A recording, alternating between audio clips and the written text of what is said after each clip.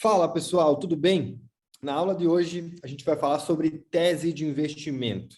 Eu vou falar por que tem que ter uma boa tese de investimento, como montar uma carteira de investimento, quantas ações vocês precisam ter, como realmente estruturar a carteira de vocês, quantos setores vocês deveriam ter na carteira de vocês, como eu, Douglas, trabalho a minha carteira hoje, com quantos ativos eu tenho, com quantas, realmente como é que eu estruturo elas em setores, em segmentos, vocês realmente vão entender. A cabeça de vocês nessa aula vai fritar, certo? Deixa eu estar aqui puxando para vocês a apresentação e vou compartilhar a nossa aula. Vamos lá. Pessoal, o que seria tese de investimento, certo?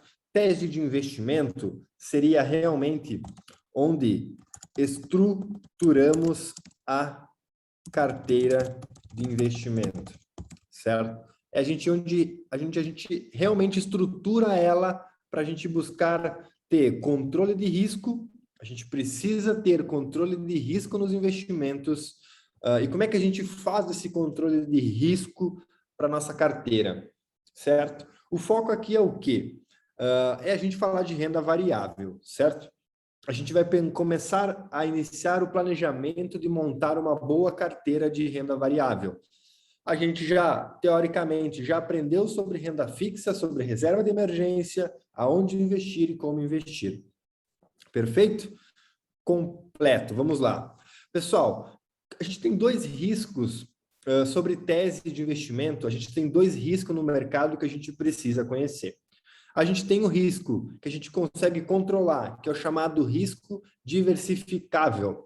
O que é esse risco? A gente diversificando a nossa carteira.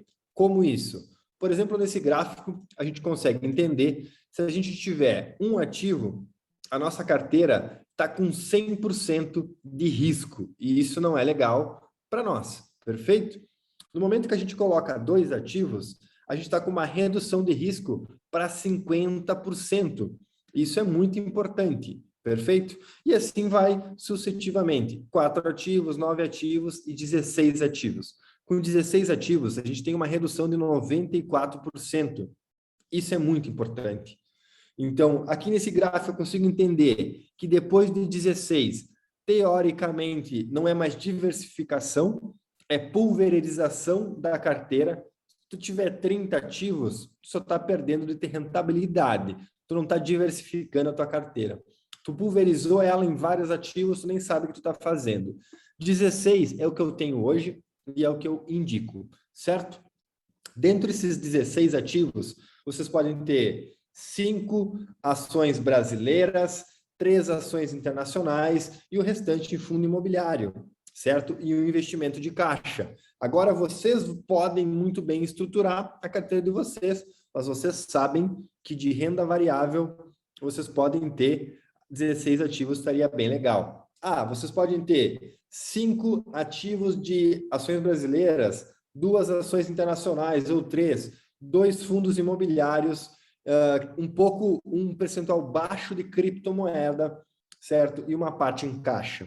Agora a gente vai entendendo como é a estratégia da LDX. O Douglas hoje, além de ter todos esses que eu falei, eu tenho mais startup ainda. Quanto mais vocês forem entendendo, quanto mais vocês forem criando confiança, mais vocês vão adicionando ativos na carteira de vocês. Perfeito? Como que o Douglas tem a tese de investimento da LDX, que seria como a gente aplica o nosso dinheiro hoje aqui na empresa. Perfeito? Vamos pensar, eu realmente quis desenhar isso aqui para vocês entenderem, tá? Hoje a LDX, vamos pensar assim, eu tenho uma parte de 20 a 40% que eu invisto em B3, que é ações brasileiras, perfeito? A gente nas próximas aulas vai entender como escolher essas empresas, certo? Mas de 20 a 40% o Douglas investe em ações brasileiras. Perfeito? Às vezes vai estar um pouco mais, às vezes vai estar um pouco menos, mas eu aceito de 20 a 40. Ações internacionais, eu também deixo de 20 a 40. Então, vai ter momento que vai estar menos, vai ter momento que vai estar um pouco mais. Se tenho mais ações internacionais, eu vou tender a ter menos ações brasileiras, eu vou estar sempre fazendo esse rebalanceamento de carteira. Como é que a gente faz esse rebalanceamento de carteira? Por algum motivo, a minha ação A, que eu tenho hoje, graças a Deus, ela está subindo muito. Está subindo, está subindo. Eu analisei e eu acertei essa análise, certo? Tive um pouco de sorte, eu comprei num momento bom e essa ação continua subindo. E a gente vai aprender a fazer valuation e essa ação subiu do meu valuation, que seria, eu comprei ela R$20, eu deveria vender ela a 30, ela bateu 30 muito rápido, certo? Tenho duas opções. Ou eu vendo essa ação e posiciono numa outra. Tenho três opções. Ou eu vendo e posiciono numa outra, ou eu vendo e deixo em caixa, ou eu vendo uma parte. Se chegou, se por exemplo, eu tenho numa ação que ela tem que ter 5% da minha carteira, e ela começou a crescer, bateu R$30, R$31, R$32, e o percentual dessa empresa na minha carteira, eu aceitaria ter 5% do meu capital com essa carteira. E ela virou 7%. Eu, Douglas, pego os 2%, vendo e reposiciono em outra que está em baixa, ou eu boto para caixa, para mim deixar sempre a minha carteira bem posicionada, certo? Imóveis, eu deixo de 10% a 20%, que seria o meu lado direito da carteira, perfeito? E eu também deixo de 10 a 20. De 10 a 20 eu deixo em startups. Eu sempre deixo uma parte, cada vez mais eu tenho avaliado, eu tenho estudado, que seria o quê? Investir em negócios que ainda estão gerando muito pouco lucro, certo? Mas eu posiciono em startups também, que é algo que é bem importante. Eu ainda deixo de 2 a 5% em moedas digitais, certo? Que seria, por que um percentual tão baixo, Douglas? Porque é uma coisa que a gente vai verificar se ela vai ser validada no prazo. Cada vez mais tempo essa moeda tem que ter, bagagem, chão. Olha quantos anos tem o dólar. Quanto mais ela for se certificando, mais sim eu vou aumentando minha posição. Hoje eu tenho uma posição pequena. Se subir, meu capital cresce, mas se tudo der errado e criptomoeda despencar, Bitcoin morrer, Ethereum morrer, eu perco uma parte pequena do meu patrimônio, mas o restante está segurando a rentabilidade da minha carteira. Esse senhorzinho aqui atrás, não sei se vocês conseguem ver, o Warren Buffett, ele sempre nos diz: primeira regra, não perca dinheiro. Segunda regra, nunca esqueça da primeira regra. Então, se a nossa carteira cair, se a bolsa cair, a nossa carteira tem que cair menos. Se a bolsa subir, o ideal seria subir mais. Perfeito? Show. Além disso, o que mais que o Douglas faz? O Douglas diversifica para os setores. E isso é muito importante, certo?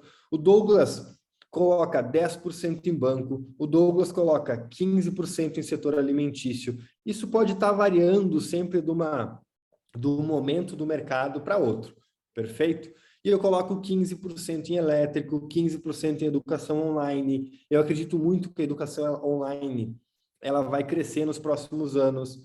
Eu coloco 10% em imóveis. Vamos pensar assim, sim, o Douglas pode estar investindo em fundo imobiliário, mas eu também posso estar investindo, por exemplo, uma ação que se chama Shopping Iguatemi, ela é uma ação Iguatemi, certo? E ela tem os shoppings Iguatemi. Eu posso deixar 10% em imóveis investindo na ação do Iguatemi, não especificamente num fundo imobiliário de shopping. É a escolha que eu gosto de fazer também. Empresas cíclicas, empresas que sempre vai ter seu alto e baixo durante o ano. Vai ter momentos que eles vão ter um faturamento maior, momentos que eles vão ter seus faturamentos menores. Deixo 10% em automotivo, por exemplo, uma Yoship, que ela é uma grande empresa, que ela faz a parte de rodas para os carros.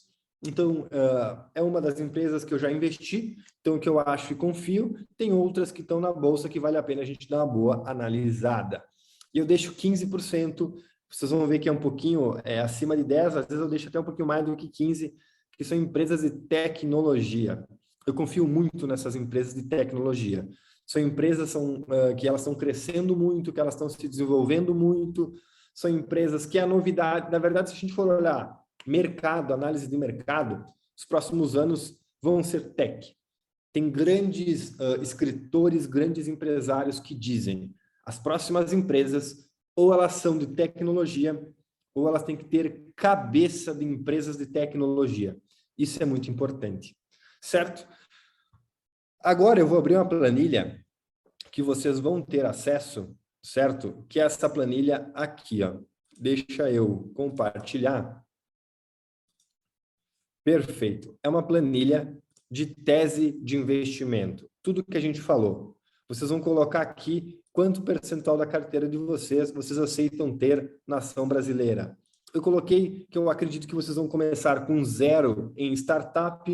Eu acredito que seria bacana vocês terem 25% em ações do Brasil, 20% no setor imobiliário, fundos imobiliários, 25% em caixa, 25% em ações estrangeiras, e no máximo, pessoal, no máximo eu indico 5% em bitcoins.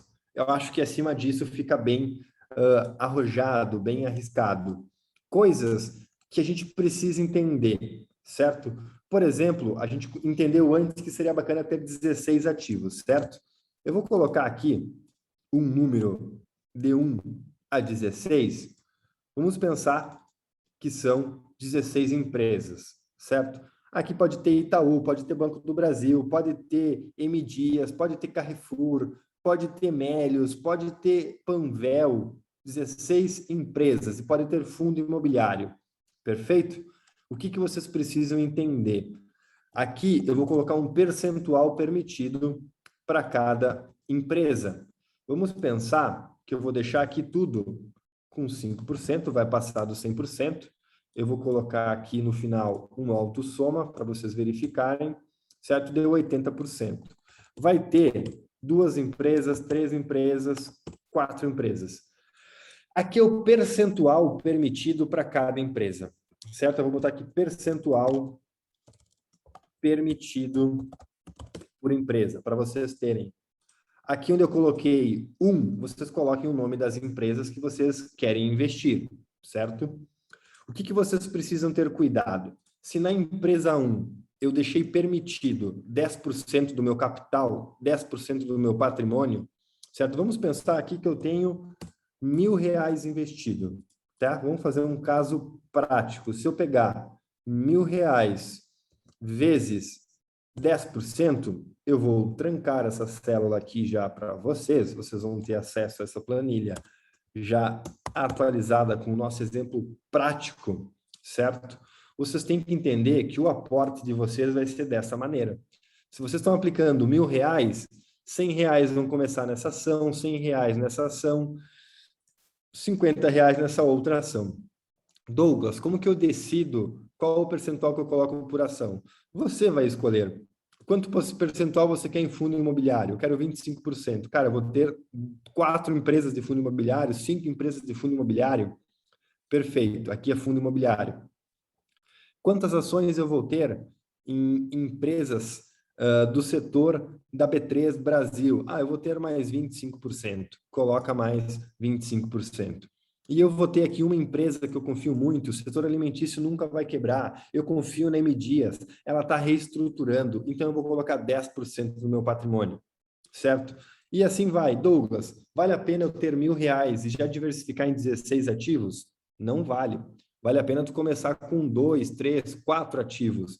E depois, cada aporte novo, tu vai investindo numa ação nova, até durante 8 meses, 1 ano, tu está com a tua carteira diversificada e muito bem posicionada.